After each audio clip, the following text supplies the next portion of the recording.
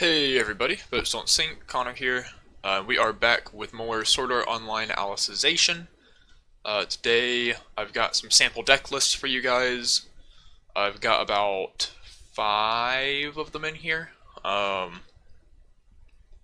thankfully Alicization's a small enough set that a lot of them sort of use the same shells, so it shouldn't take us too long to get through these. First up, we have the 8 return Alice deck. So this is going to be the deck focusing on the Alice level 1 and level 3 combos. We have some blue in here, just because yellow on its own did not really get enough cards to make this deck work. And blue gives us a lot of our important, plussing options, hand filter options, stuff like that. Whereas yellow is just the main core of this deck. So the first thing is the level 1 combo. It's on reverse. Look at the top card of your deck, choose a Fluctlight character, reveal it, put it into hand, put the rest on the top, and then you gain, when your frontal attack, to return to hand. So it's basically a Stolfo from Fate Apocrypha. That does, unfortunately, mean you're only 5k, 6k with Climax. So we play this promo Yu-Gi-Oh! And Kirito here, just for the 1500 pump. And then the promo also has on play, look at top card of your deck, put it on top or bottom. This lets us, it unfortunately doesn't help guarantee the Alice top check, but it does let us get us extra, where it's Brainstorm hits, which is fine. It also lets Rize Kirito hit more often for the plus 2000. If you're wanting something that can guarantee your Alice top checks a little more, you can play the 0-0 Kirito here, where you get to look at top 2 and rearrange them. So you can put whatever card you want to hit off your Alice second, and swing with Alice, get your reverse, and add it to hand. He also goes to stock when your opponent plays a Climax, which can help you build extra stock to try to go for the triple Alice top end, which takes, 10 stock? 9 stock?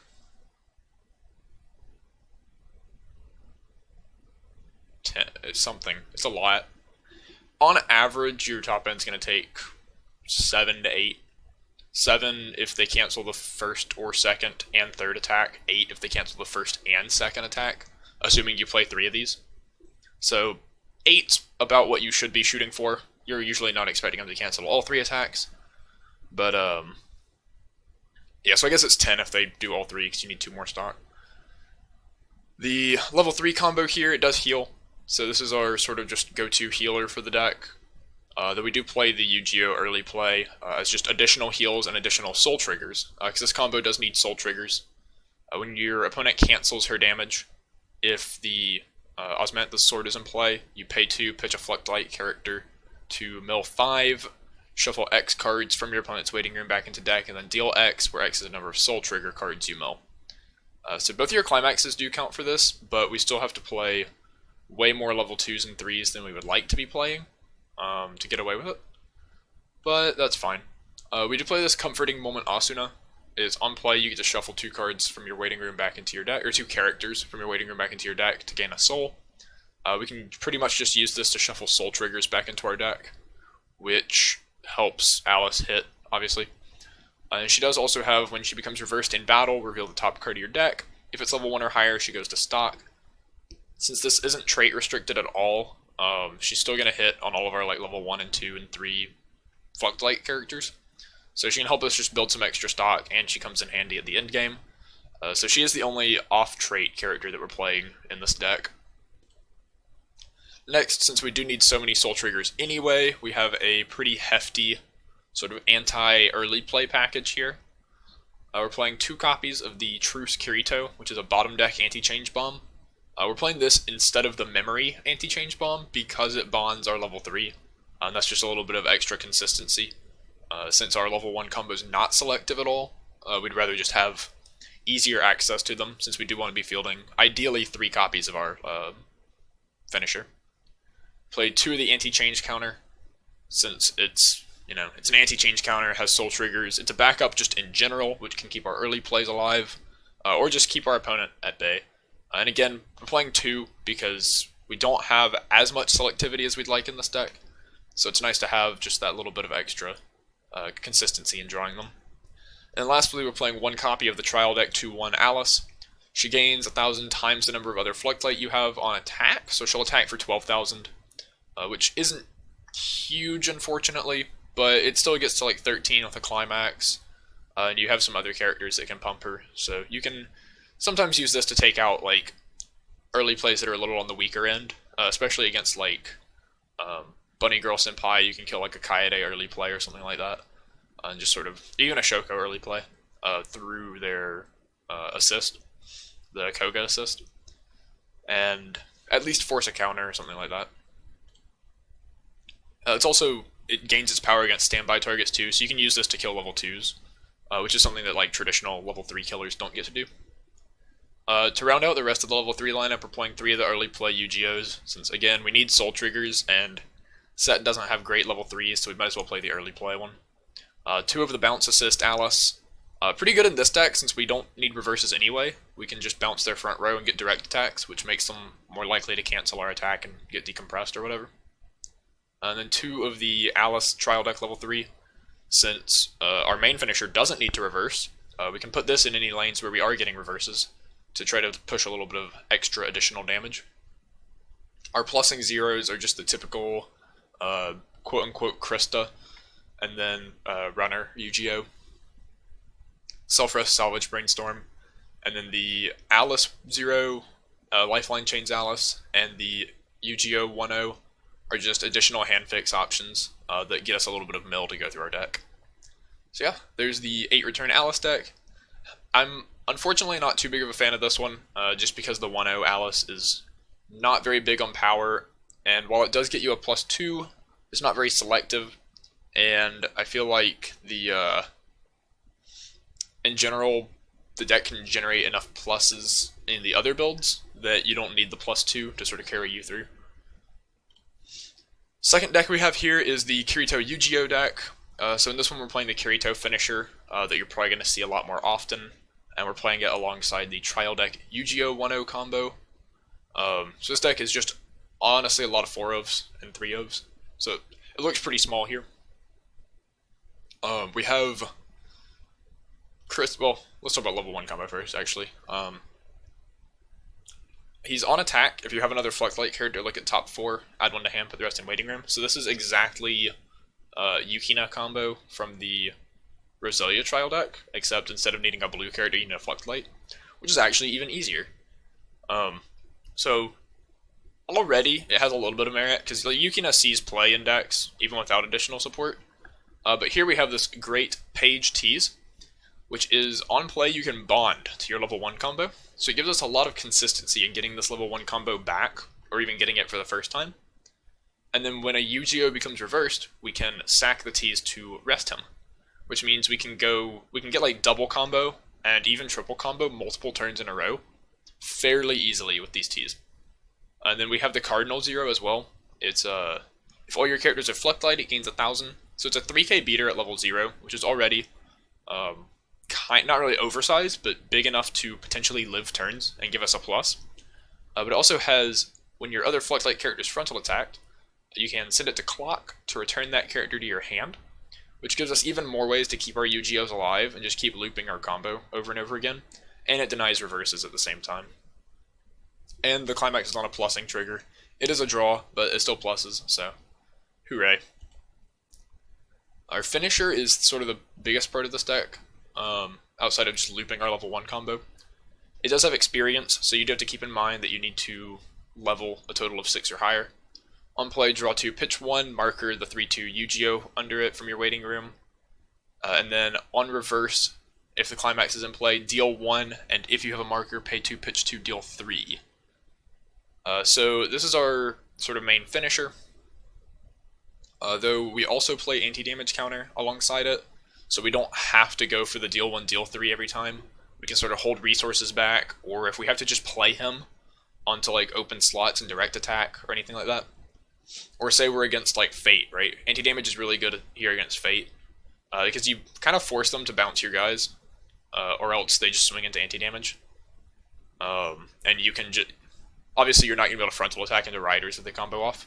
So you can play whatever you want, heal, draw cards, and then side attack, and hold up anti-damage, so that you can get an extra turn to go into them on that, and hope they don't have combo again. Hopefully.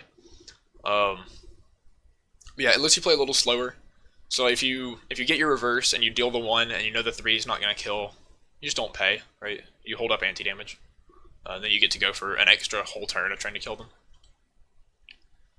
In addition, we have, again, the Alice Bouncer. We play 3 this time, because it is our sort of color fix for itself. And since we need experience 3, leveling 1 gets us there pretty easily. And we're almost always leveling the Kirito 3-2 for Yu-Gi-Oh's experience effect to grab the climax back out of waiting room.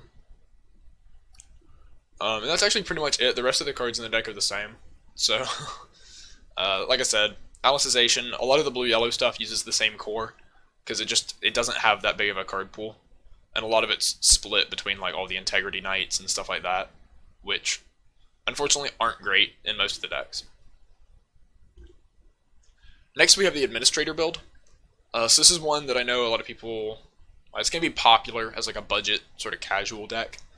Though I actually think it has some cool, unique merits that sort of give it its own place in the meta, even if it's not an amazing deck. The first thing is this Quinella 0. It's not as good as Ambush Union, the Resonate, but it is sort of a version of it. Right, so on play, you put a card from your hand into your clock, so you don't have to pay stock for this, but you don't plus either, to search your deck for any character with Administrator in its card name. So you can get your level 1 combo, or anything like that, if you already drew your level 3 for the Resonate target. So you get to search anything, and then any Administrator, and then it also has Resonate. So you pay 1, instead of pay 1, reveal the 3 and rest itself, like Union, this one does have to rest 2 Fluctlight characters. So just both of your back row. You get to look at top 5 and add a Fluctlight. So you get to see more cards, but you can't field 2 of these and do both of them every turn, unfortunately. There is a Chudokin level 0 that can stand an Administrator or Quinella by sacking itself, and that can sometimes let you double Resonate in a single turn, but you start losing out on pluses at that point. So we'd rather just play the one in the back row and Resonate once every turn to get a plus. And then the level 3s are level 3 combo anyway, similar to Konosuba, so we just play 4 copies of it so that we draw it consistently. Level 1 combo becomes 55 with this experience condition that you're going to see on a couple cards. If all the cards in your level have Administrator or Quinella in their card names, you gain 1,000. Then Climax combo, on attack, if Temptation into Eternal Stasis is in your Climax area, you can pay 1. Then you mill the top card of your deck, and if it is a Fluctlight character, you choose a character with level equal to or less than your level, plus 1. Put it on any position of your stage's rest. So this is basically a standby effect, but tied to a Climax combo.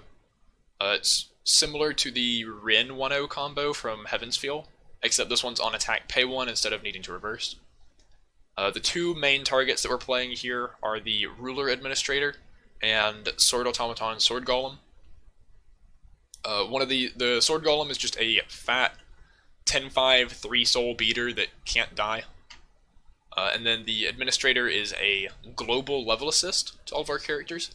So it makes our Sword Golems 11-5s. It makes our level 3s pretty big once we start putting them into play. And then it also has, under the same experience condition, it's an anti-heal effect. So if either player tries to put a card from clock into waiting room by their own card effect, they get to choose to either pay 2 stock, or put the top card of their deck into their clock, which cancels out their heal. So this card, we just sort of play it because it makes our guys big anyway, and against matchups where the opponent's trying to heal, it doesn't really get to the same effect as stacking multiple anti-heals in memory, where your opponent has to pay 4, take 2, or pay 2 and still take 1, or whatever. But we get to at least sort of prevent our opponent from healing, or make them pay a lot of resources to do so. It's pretty good against decks like Fate, where they're just trying to jam a bunch of healers. Still loses to heal to stock, heal to memory, stuff like that. But oh well. A lot of times if you field multiple of the level 1 combo, you'll try to summon 1 or 2 Sword Golems to front row, and then an Administrator to the back, just to beef them up. And then our level 3 combo, combos on the other comeback. It's on play. You may choose a Fluctlight in your clock and put it on the bottom of your deck, so it basically heals, but it gets to dodge our own anti-heal because it doesn't send it to waiting room. And then Climax combo, when you play her Climax, pay 1, discard 2 Fluctlights. If this is on your center stage, you choose a Fluctlight in your waiting room, put it on your stage, and it gains on attack deal 2. The main target we have for this is the Trial Deck Alice level 3, since it is the only level 3 that's a finisher not tied to a Climax in the set. We get to summon it out, and then on attack, pay 1, pitch 1, gain 2k, and on reverse deal 1. So now we're swinging for 13. If we have the global level assist in play, we're 14-5. And then we have on attack deal 2, on reverse deal 1, which isn't amazing considering that's our only lane that's finishing, but it's at least reasonable. And then we also got to heal off the Administrator 3-2. We also play the Quinella 3-2. It's on play, look at top X, add 1 to hand, put the rest in waiting room. X is the number of characters your opponent has, which is unfortunately not as controllable as your own character count, but it lets us dig for the Climax, pretty much, and fill our waiting room with hopefully targets to summon. And then at Climax phase, you can return it to hand to play the Administrator 3-2 from hand for free. So for 2 stock, we still get our level 3 into play, but we also get to cantrip instead of just healing, so we get to do both. So that's pretty solid. We're only playing 3 of these because we do need the level 3 Administrator in hand anyway for Resonate, so we don't need the Quinella in hand as often. The rest of the cards in the deck, we're still playing the Alice backups to just keep our level 1s alive, hopefully. We're playing the Alice Lifeline Chains because it can grab our Climaxes, and just gives us hand filter, which we don't have a whole ton of in this deck. The 0-0 Common Administrator, also both of the 0-0 Administrators here. The one on the left is on play, you mill 2. If there's a level 0 or lower character, you can side attack without losing soul for the turn, which isn't huge, but it lets us fill our waiting room with targets for our level 1 combo. And then on play, pay 1, discard 1, salvage a Fluctlight, and this gains 1,000, or you choose a character and give it 1,000. So this can get your level 1s a little bigger. It can get you sort of just utility back. The second Administrator is on play, look at top card, put it on top or into waiting room. So this can help us either A, confirm a top check for our level 1 combo so we know we're going to hit, or put something into our waiting room to summon off of it. Though usually if you see that on top, you'll just leave it anyway, because the level 1 combo does mill when you attack. So it helps us confirm. It also, when you play a Climax, can return to hand to give a character 1,000 until the end of the opponent's next turn. So it's a pretty good character to rest as your second target alongside the Quinella Resonate. That way you can rest it and then bounce it back to hand, and leave an open slot on board to summon the global level assist too. We play 4 runners as a plussing 0, because red itself doesn't actually have any plussing 0s besides the Resonate. And then 3 copies of To the Cave to the North Kirito, which I talked about in the Alice build. He goes to stock if your opponent plays a Climax, and he gets to rearrange top 2, which means we're pretty much always hitting on our Administrator combo, since we get to check top 2 for that. And then the 2-1, I think is the last card. Oh, the level 1 bomb. Level 1 bomb mills 2 on play. If there's a Climax, it gains 3k. Pretty just standard effect. It's neat because we can play it, bomb something, and then summon over it with our level 1 combo, so we don't really lose out much. And then the 2-1 gains 6,000 when it attacks at level 3, and gains 1,500 when you play a Climax. So it goes up to 14-5, which just lets us kill level 3s, and the Yu-Gi-Oh! Anti-change. Since we're going to have these 2-3s in play anyway, our opponent can't really side attack us super beneficially, so if they frontal attack, we get to anti-change them. Next, for those of you real spicy memers out there that like standby, we have a standby Fluctlight deck, which I actually really like the concept behind this deck. It's an interesting one for sure. So as far as standby targets go, Alicization actually gave us decent standby targets with no standby, and I think the main idea here is to summon these off of your Administrator level 1 combo. But who wants to do that when we can play actual standby? So the 1-1 Yu-Gi-Oh! Is only a 65, but at experience 3, he gets to stock the top card of your deck whenever you reverse anything. So on your turn or your opponent's turn. Which, obviously, if you're getting 2 stock a turn off this guy, you're building pretty good resources. It's neat, you can play him, you can kill a 0, get a stock, and then back up on defense and get another stock, hopefully. And if he lives long enough to get to level 2, we have the 3-2 Alice assist that's going to pump him up to 85, which makes him even more likely to be killing stuff. And then we have the 2-2 Yu-Gi-Oh, which is a pretty typical standby target at this point. It's just a 10-5 with Encore.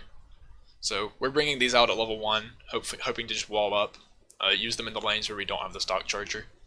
And then once we hit level 2, play a standby, summon out the Alice assist, and make these guys 85 and 12-5, and just go to town. Pretty usual standby stuff. At level 3, we have this entire package of stuff to just keep us alive. That's our goal here, stay alive. We have the trial deck healer, it just gains 500 for each other Fluctlight character and heals on play. And then we have this Ranier 0, that if you're level 3 or higher, you can sack it to waiting room to play the trial deck healer from your hand for free. So if we just end up, I don't know, standbying the Ranier and we want to get a heal, we can standby her out, sack her, play the healer. We can, if we just have cards in hand but don't want to spend stock because we want to hold up counters and stuff, we can play her, sack her, play the healer, get a heal for free, etc. Pretty good card at a 1 of. We play the 3-1 heal event, so you need a Fluctlight character to play it, but all of our characters are Fluctlight anyway. You get to heal 1 and then give a character 2500 and send this to memory. So the 2500 is really nice because it plays into our standby goal of just winning board every turn. And it also heals us at the same time for 1 stock. Very efficient. Just good card all around. So we're playing 4. Kind of color fixes for itself, but we play some other yellow anyway. And then we play the Yu-Gi-Oh 3-2. On play, he checks top 3 and adds 1. So he can add his own climax, which for his climax combo, and he can add the heal event, which is really nice that we can dig for both of those because they both help keep us alive. And then at the beginning of opponent's climax phase, you can pay 3 and discard his climax from your hand. If you do, you choose a character facing him and deal X damage to your opponent, and that character cannot deal damage to a player for the turn. And then X is equal to that character's soul. So you are doing this before your opponent plays a climax, so level 3s you're still only going to deal 2 back to your opponent, which is honestly a pretty good number to deal. And then you also anti-damage them. So not only does this give us, it gives us extra damage push to try to kill our opponent, and it gives us extra sustain because we're negating a lane of damage. And between this combo and the heal counter, we sort of have ways to deal with like big soul counts and small soul counts by just healing against the small ones and negating the big ones completely. Which gives us a pretty powerful game plan all around. It's also nice that his climax combo doesn't need the climax to ever be in play with him. So if we trigger a standby, we can just summon this guy out, and if we already have the climax for him in hand, we get to use it anyway. Which is really nice timing, just with all the cards in the deck. The rest of the stuff we play is pretty much all cards we've seen before. Actually, it's just entirely cards we've seen before. The drop salvager's here because it mills to put standby targets in grave, and it can hand fix back our counters. Lifeline chains Alice, again, it's mill, it's hand fix, and it can grab climaxes and events in this deck. The Administrator 0 that bounces back to hand gives us standby slots to put stuff in if we play standby from hand, and it can make our guys bigger cross turn, so you can make your 1-1 like a 75. Brainstorm is like the only brainstorm in Alicization, so we play it. Runners, they plus, they mill. Kirito rearrange top 2 lets us know if we're going to trigger a standby, and it lets us make sure we trigger it on the second attack so we don't have to play over our attacking character or summon to back row. Because you really do want to summon a lot of your guys to front row in this deck. And then he also just gives us additional stock if our opponent tries to play a climax. Counters keep our guy alive. Yu-Gi-Oh 1-0 hand fixes. Administrator kills level 3s, which is especially good with the Alice assist, because she's 14-5 on her own already when we play the standby, and then the Alice assist pumps her to 16-5. So we're pretty much always deleting whatever level 3s across from her. So yeah, I like this deck a lot. It's just a really cool standby idea for a set that wasn't really supposed to have access to standby, since pretty sure they very specifically did not print one in Fluctlight, so they wouldn't give Sword Art 8 of them. So even without a combo here, it's a pretty neat deck that gets to do a lot of the usual standby stuff, but it has a top end that's like really built around it. And lastly, I have a Yuuki Avatar Net deck. So this is pretty much all old cards, but we have a few new ones. The Asuna Drop Search is new. Both of the Asunas up in the top right corner are going to be new cards. The Lizbeth below them is new, and then the Alice Assist. And pretty much everything is old, so this is just sort of an update to the existing comeback Yuuki deck. At level 0, these are your plussing options. You have Clean Cut, you have Amagi, you have the Silica Assist. These get you cards from Waiting Room, they get you Mill and Power Pump. And then Clean Cut lets you be aggressive with all your zeros. Clean Cut also has very nice synergy with the Stock Bomb, because we get to play the Stock Bomb, remove something from board, and then use the Kirito to save it, so we can use it again next turn. So just pretty typical plussing engine here at level 0. At level 1, Yuuki has sort of the combo Sword Art's been playing for years. On play, you get big, and then on attack, pay 1, discard 1, search 2. The Comforting Moment Asuna and Beacon of Counterattack Lizbeth both get to show us the top card of our deck on reverse, so we know if we want to trigger it or if we want to shuffle with Yuuki before we see it. And then both of them, if they trigger climaxes anyway, we get to pay them out with Yuuki, etc. The Lizbeth is also sort of a secondary plussing engine. She attacks for 65, which is pretty big. And then on reverse, reveal top card of your deck. If it's level 2 or higher, you can rest her. The Asuna wants to reveal level 1 or higher. So both of these just sort of want us to remove all the zeros from our deck with Yuuki, which is pretty cool. We get to thin our deck and then get these guys off more often. And then on play, we get to shuffle 2 back, which we've had this in a couple builds already. So we sort of know where this is going. But we get to shuffle back like level 1s and 2s and 3s so that we hit more often on our top checks here.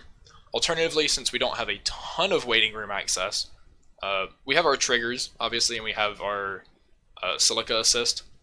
But if anything that we want to search off of Yuuki gets knocked into our Waiting Room and we can't get to it, we can shuffle it back in with Asuna and then search it out with Yuuki Assist, or Yuuki combo.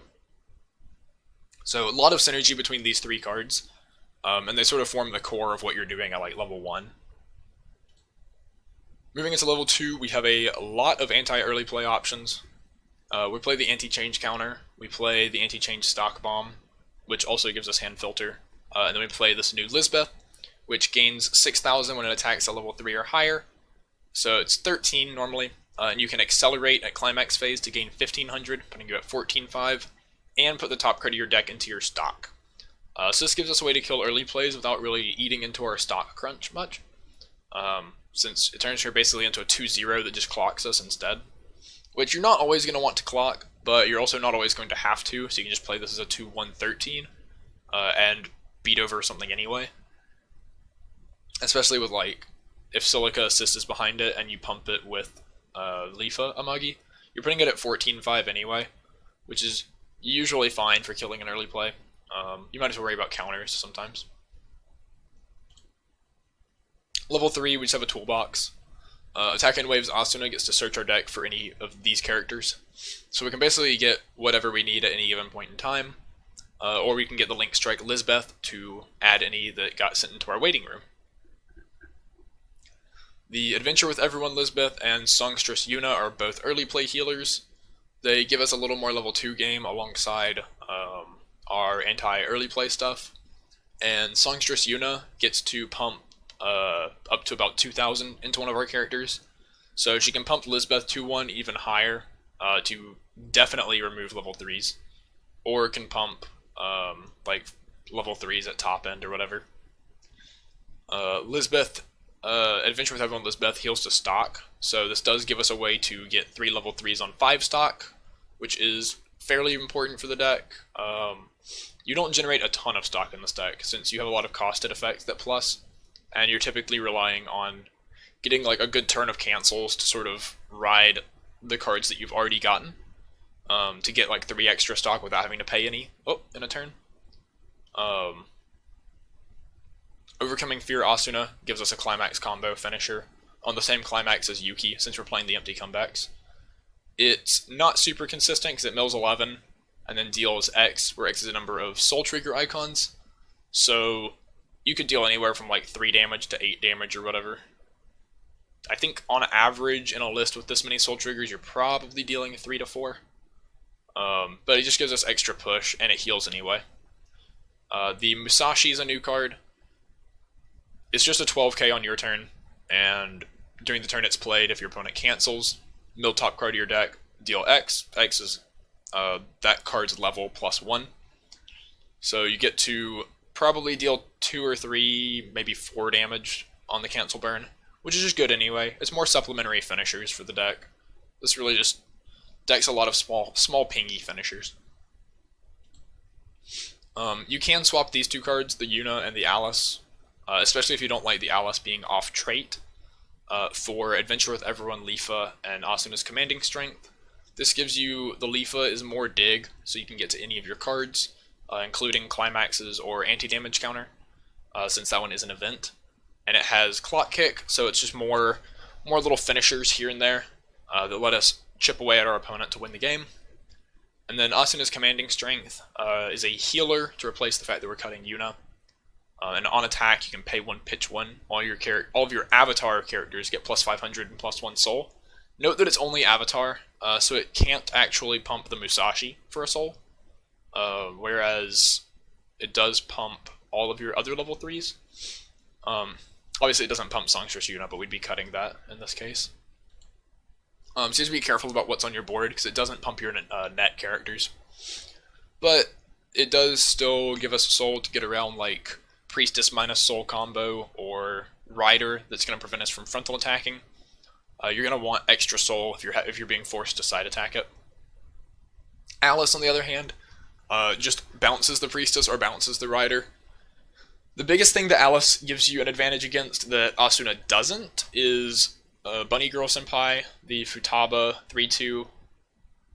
You have to frontal attack it anyway, and the 500 power from Asuna Commanding Strength is not enough really to make a difference. Whereas the Alice can just bounce Futaba back to hand, so that you don't have to deal with it at all. The rest of the cards in the deck, we play both Drop Searchers. I didn't really talk about the Asuna Drop Search, but it was in my top 10 video. It's a yellow Drop Searcher. On attack, you get to look at top card of deck, leave it on top, and put it into waiting room. So it gives us a little more information on hitting our triggers. We can use it to try to loop into Yuuki's Climax more often, or trigger comebacks for more card advantage. And a lot of times we don't really care if we do trigger these Climaxes, because we can just pay them out with Yuuki immediately anyway. So it helps us get more cards. The Stock Bomb also has character encore, so in addition to being removal and working well with Clean Cut, it can, if we just have to play it and it dies, we can pitch any of these like level 2s and 3s that might be clogging our hand early to keep it around as a playable. We play one Keiko Bomb. It's a level 1 bomb that pitches a Climax to salvage, so it's more toolboxing and more hand filter. And then it also works well with the Silica Assist, because we can give it on reverse salvage, and it's pretty much always going to kill, because it's a level 1 bomb. And then we play one Lifa counter, as much of a meme as it is, because it is a counter, and it's green, so it helps us make sure we have color for Yuuki. And if you're using it as a counter to back up and protect one of your characters anyway, being able to top check and add and filter through your deck does give you a somewhat higher chance of canceling. It makes 3 soul attacks into effectively 4 soul attacks as far as your chance of canceling goes. So it's a nice little added benefit if you're playing it as a counter anyway to protect your characters. So yeah, I think that is about it for all these decks. I did kind of rush through these, so apologies if I missed any of the interactions between cards. Please, drop a comment, like, subscribe. Check me out on all of these places, join the global community, join the Discords, and check out my store on TCG Player. So yep, thank you guys for watching, and I will be seeing you guys later this month with JoJo's Bizarre Adventure. See ya.